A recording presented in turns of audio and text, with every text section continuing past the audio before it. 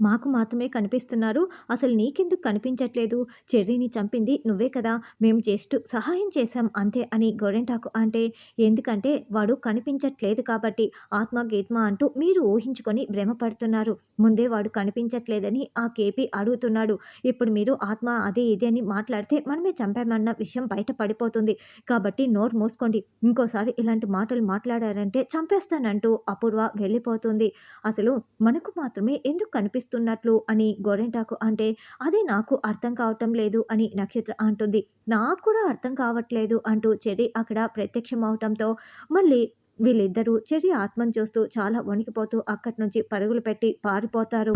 నేను మాయమవ్వాల్సింది వీళ్ళే మాయమైపోతున్నారు. ఎలా పరుగులు పెడుతున్నారో చూడు అని చెర్రీ నవ్వుకుంటూ ఉంటే, అప్పుడే కేపీ అక్కడికి వచ్చి, రేయ్ ఇది చాలా సీరియస్ విషయం. నువ్వేంటి ఇలా కామెడీగా తీసుకొని నవ్వుతున్నావు అని కేపీ అంటే, నాన్న ఈ విషయాన్ని మనం మావయ్య వరకు తీసుకువెళ్ళినా నమ్ముతాడా? నమ్మడు కదా! అలాంటప్పుడు ఇలాగే చేయాలి.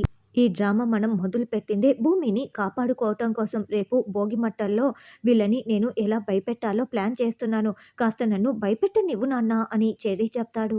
భూమి బెడ్రూమ్‌లో నిలబడి పని చేసుకుంటూ ఉంటే, అప్పుడే గగన్ దగ్గుతూ సౌండ్ చేస్తూ అక్కడికి వస్తాడు. "ఏంటి బావా?" అని భూమి అడగటంతో, "యాక్చువల్లీ నేను నీకోసం ఒకటి రాశాను. నీకు నచ్చినా నచ్చకపోయినా ఇదిగో చదువుకో నీ ఇష్టం. యాక్చువల్లీ నీకు బాగా నచ్చుతుంది" అంటూ ఆ ప్రేమలేఖని భూమి చేతిలో పెట్టేసి వెళ్తాడు.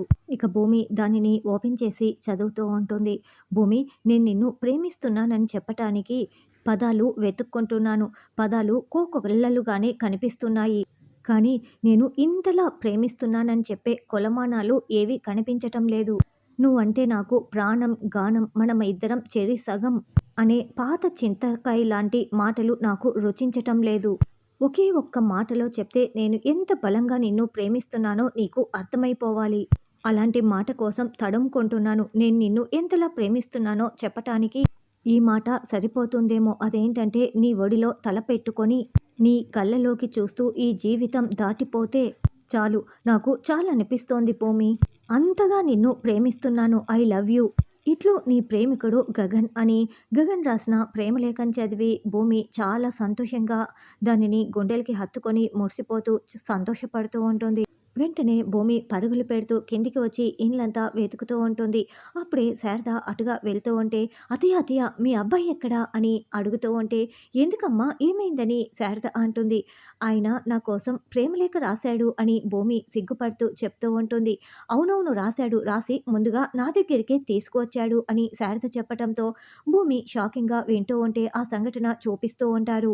"అమ్మా, నేను లైఫ్‌లో ఫస్ట్ టైమ్ లవ్ లెటర్ రాశానమ్మా" అని గగన్ అంటే, "రేయ్ నీకు భూమితో పెళ్లయిపోయిందిరా" అని శారద అంటుంది. "ఛీ! నేను రాసింది కూడా భూమి కోసమే అమ్మా.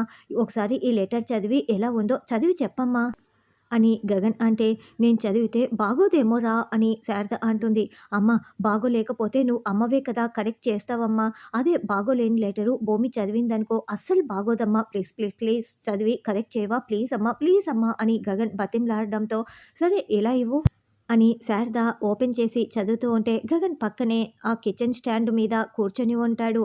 విషయం ప్రేమలేఖ. ప్రతిపాదించే వ్యక్తి పేరు గగన్. ప్రతిపాదిత పేరు భూమి అని శారద చదువుతూ, "ఏంట్రా గగన్, ఇది ప్రేమలేఖలా లేదు. టెండర్ కోసం భూమికి అప్లికేషన్ పెట్టుకున్నట్లుగా ఉందిరా. మరి ఎలాగమ్మా లవ్ లెటర్ రాయటం" అని గగన్ అంటాడు. "సరే నేను చెప్పి రాయిస్తాను కానీ ఇప్పటికిప్పుడు నా కోడలి పిల్లకి ఎందుకు నువ్వు ప్రేమలేఖ రాయాలనుకుంటున్నావని" శారద నిలదీస్తూ ఉంటుంది. "అమ్మ, మొన్న పూరి శివల పెళ్లి కోసం భూమి నాతో పండంటి కాపురం 12 సూత్రాలు కండిషన్ పెట్టిందమ్మా. అందులో భాగంగా నేను ప్రేమలేఖ రాయక తప్పదమ్మా" అని గగన్ చెప్తాడు.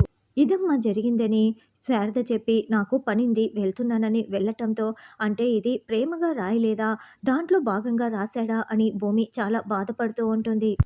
తర్వాత బిందు ఫోన్ తీసుకొని మెల్లగా వెళ్తూ ఉంటే అప్పుడు వచ్చి లైట్ వేసి, "మీరా, కేపీ, బావ అందరూ రండి" అని కేకలు పెడుతూ ఉంటుంది. "ఏంటి అపూర్వ, ఇంత రాత్రిపూట ఎందుకలా కేకలు పెట్టి అందరినీ పిలుస్తున్నావు" అంటూ శరత్చంద్ర రావటంతో మిగతా అందరూ కూడా అక్కడికి వస్తారు. "ఇదిగో ఈ బిందు చేసిన నిర్వాకం చెప్తాను" అని వెంటనే అపూర్వ బిందు చెంప పగలగొట్టడంతో బిందు చేతిలో ఉన్న ఫోన్ కాస్త కింద పడిపోతుంది. చూసావా బావా ఈ ఫోన్ని చూసావా బావా ఇది కాలేజీలో ప్రేమ దోమ అంటూ వ్యవహారాలు నడుపుతోందన్న డౌట్ వచ్చి నేను కాలేజీ మాన్పించి ఇంట్లో కూర్చోపెట్టాను. మొన్నటికి మొన్న టెర్రస్ పైకి వెళ్ళి ఫోన్ మాట్లాడుతూ ఉంటే నేను కొట్టడంతో ఫోన్ కాస్త పగిలిపోయింది. ఫ్రెండ్తో మాట్లాడుతున్నాను ప్రాజెక్టు కోసం అది ఇది అంటూ అబద్ధాలు చెప్పింది. ఇప్పుడు మీరా ఫోన్ దొంగలించి ఎవరు చూడకుండా మాట్లాడుతోంది అని ఇప్పటికైనా అర్థమైందా అని అపూర్వ అంటుంది. కేపీ కోపంగా వింటూ ఉంటే శరత్చంద్ర మాత్రం రగిలిపోతూ, ఏంటే చచ్చిపోయిన భూమితో ఈ ఇంటి పరువు పోయింది, నువ్వు కూడా ఈ ఇంటి పరువు తీయాలనుకుంటున్నావా?